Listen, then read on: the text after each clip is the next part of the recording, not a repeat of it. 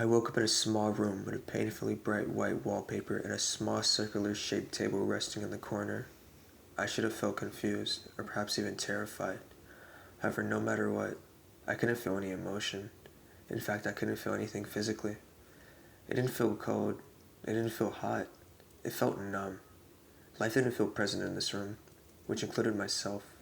I didn't feel like a human, nor did I feel like something that would be classified as living. There was no atmosphere. There was no emotions. There was no thoughts.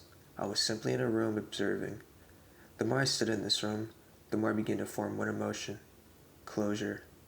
Despite the fact that this place felt completely foreign to me, that I never even recognized this place to begin with, I felt like this is where I needed to be.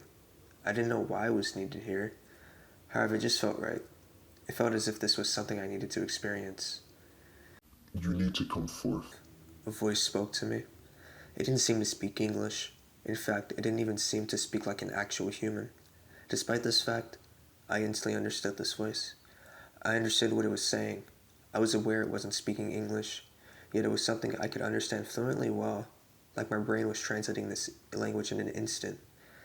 It felt like an electrical shock going through my mind. This voice wasn't physical, nor was it one of my own thoughts.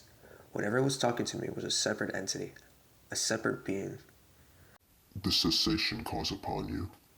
The specific shock was much more painful. While my instincts told me to flinch and to scream out in agony, it was as if I couldn't. My body went limp as I heard those words. I fell onto my back as my eyes remained completely open. I was like a statue. There was no thud, only silence. However, there wasn't any pain upon making impact with the floor.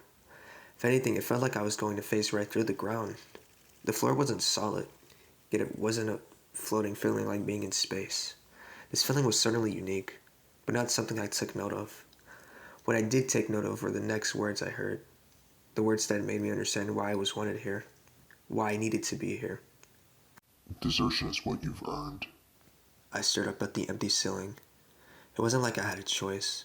I was paralyzed. However, it was a good kind of paralyzed, because I knew I would be free soon.